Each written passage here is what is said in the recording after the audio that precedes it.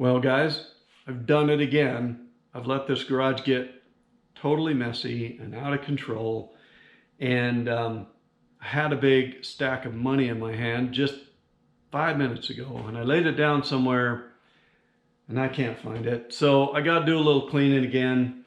Give you just a minute. I think it's got to be around here somewhere. In fact, hold on. I think I spot it sticking out from under the gloves over there on the bench. Hang on 1 second.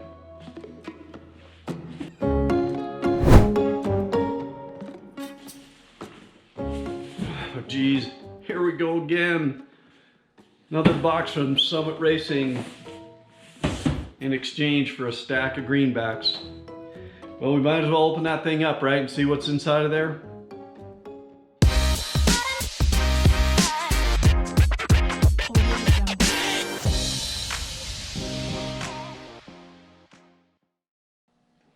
All right, well, I started without you, and I opened up my Summit Racing box here, and so that I could throw away all the packing material and just consolidate down to the cool stuff. Let me show you quickly what we got here. So we got a water temperature sending unit to go to the gauge. We got a new thermostat housing. We already have the thermostat. We just needed a new housing because our old one was all corroded and rusted and nasty. Someone in the comments of a previous video mentioned that a company named Dorman makes a replacement underhood light that has the little gravity switch in it. So this is that light, and I'm going to bring it up really close to the microphone, and I'm going to tilt it back and forth, and let's see if you can hear the little switch. You can hear it clicking in there, so stand by.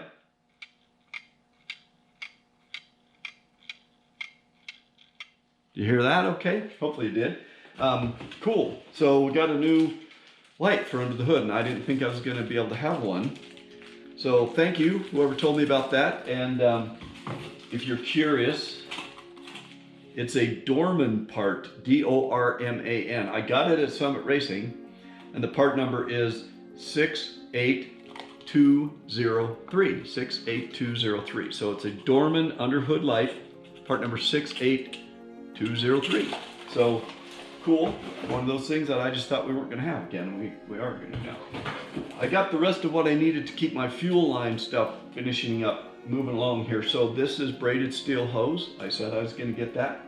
There's some in the mix already between the fuel rails on the back of the fuel injection system. So this will be complementing that and sturdy and won't chafe and all that kind of thing. And then I got these little build-it-yourself connectors. So basically this is a 90.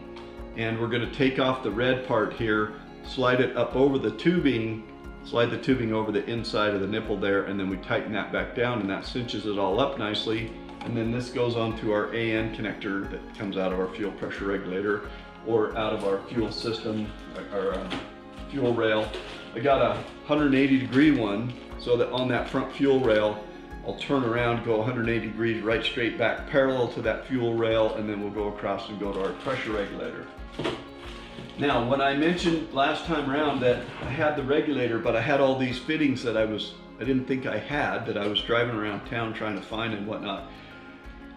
I had them the whole time. They were in one of the boxes of parts in a bag that was kind of underneath some stuff, and I didn't realize I had them, but they did send these with the fuel pressure regulator. So if you're buying this same regulator, don't worry. It looks like to me you do get the fittings, or maybe the guy that helped me put this all together included the fittings, but they were in a bag. There was 3 of them, which is what I need. And they're that male end on one end with the O-ring around it, and then they're the male AN connector on the other end. So I have enough now to get everything going. And so for instance, our 90, the blue side of our 90 is going to screw into one of these connectors right here, and that will turn us 90 degrees. So we're all good here. I have, this will be the fitting that my rubber hose comes to when it's coming out of the fuel filter going in. Then we're going to use a 90 here to turn the corner, go back around to the block. This one will be our return line for the stuff that's bleeding off when we've reached our pressure. So we're all good to keep our fuel pressure, our fuel system rolling along. I did also order another set of power steering hoses, which are longer and which are more similar, in fact, really similar, exactly the same as the ones that came on the Jeep to begin with. Like for instance, this one has 2 I know this plastic's very noisy, sorry, but it's got two metal parts of the tube, and that's how my factory one is. It's all old and nasty. So I think I have the right parts now. This one is an Edelmann part number 91473, and this one is an Edelmann part number 70551. This is the return line back up to the pump. This is the high pressure one that goes from the pump down to the power steering box, and then here's your return for your pressure, you know, the return line. So everything I need to get a lot of work done this time. So I'm going to tear into it and we'll see what we can do.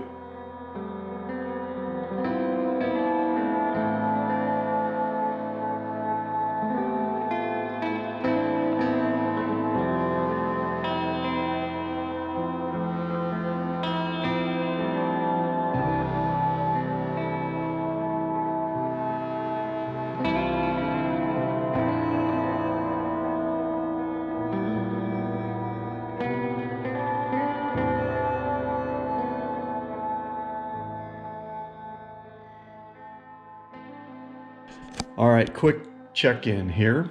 Thermostat housing is just sitting on there right now. I'm kind of lining it up, making sure I think it's gonna fit. It might be a little close to our oil filler here, but the Crown Automotive boys do not include a gasket with their thermostat housing. So if you buy this housing, make sure you have to go get a gasket as well while you're doing your ordering.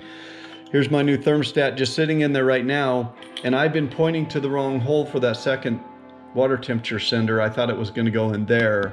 It actually goes over there behind the distributor, and that's a little bit smaller hole, so it fits in there just fine.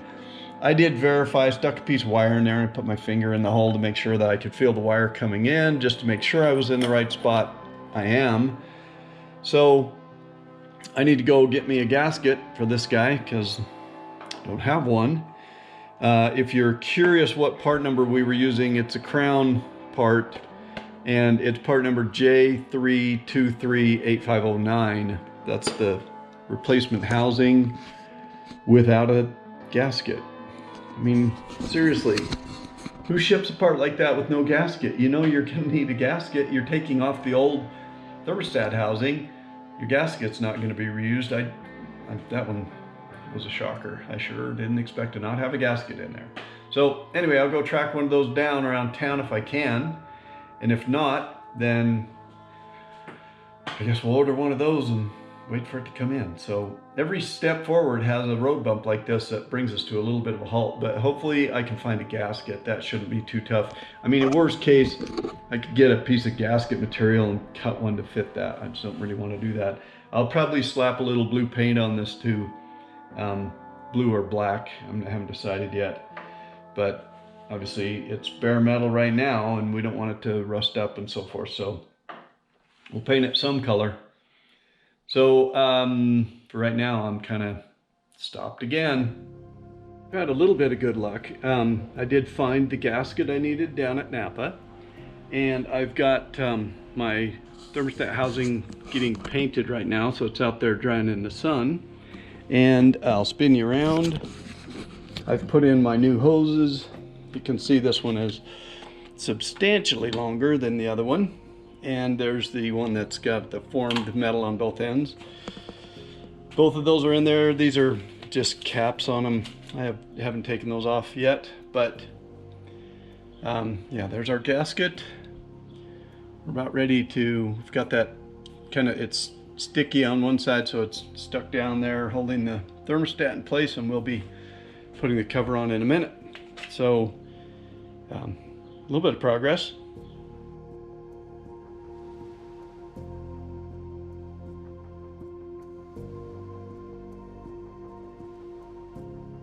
Well, I'm no Spielberg, am I?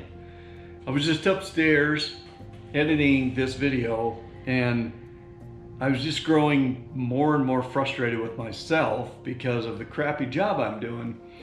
I was putting that hose together with the connector on the stainless steel fuel line, and I had set the camera up on the bench, and I got it all framed up down there, and I told myself as I started working on that, if I keep my hands down low, I'll be in the frame and everything will be fine. What did I do? I picked the hose up and worked on it up here. So that's why there's no video of me actually doing the work. There's just, I chopped in where you could actually see what happened. And then I had the crazy great idea that, oh, maybe I should run the garage door up in the middle of the day and let all that warm sunlight bathe me in the glow of the setting sun. And that turned out great, didn't it? So I just want to say, in my own defense, I really am trying to focus on building the Jeep first, because that, we don't want to screw that up. And I want the thing to run and drive and be dependable and all that. At the same time, I'm trying to think about filming and getting the light set right and all that kind of stuff. And obviously, I hope I'm doing better on the Jeep than I'm doing on the videos. If you subscribe to this channel, thank you so much for sticking with me. I know some of these videos have been pretty crappy. I'm gonna try to plan things out a little more, because this editing session upstairs has just been driving me nuts. So I'm gonna try to make a more concerted effort to plan out my shots a little bit of this process so that it's a little easier to watch.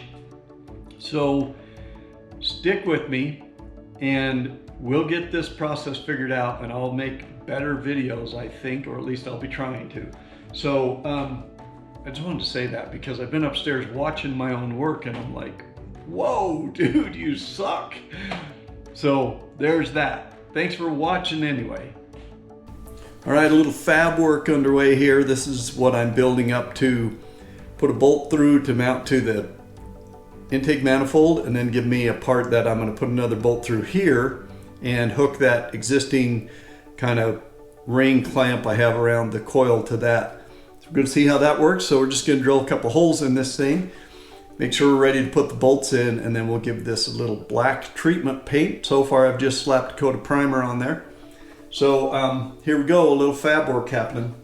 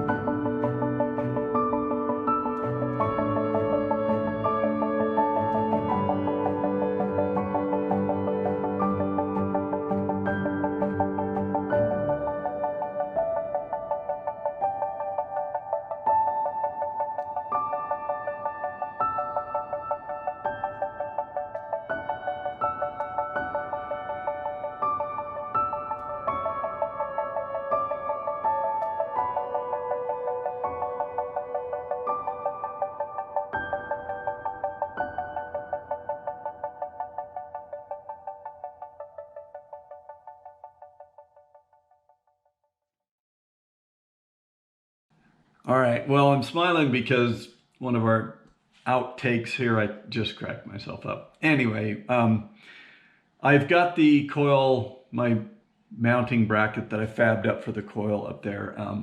I'm not at all satisfied with where that coil placement is with that bracket there. So I'm going to go see if I can't research a different option for that. I got to get me some crimp-on ring terminal connectors to hook up my water temperature and oil pressure sending units. And the last thing I need right now is a fresh dose of Jeep project enthusiasm because I'm fresh out for the day. So this will be where we wrap this one up, and I'll see you next go around.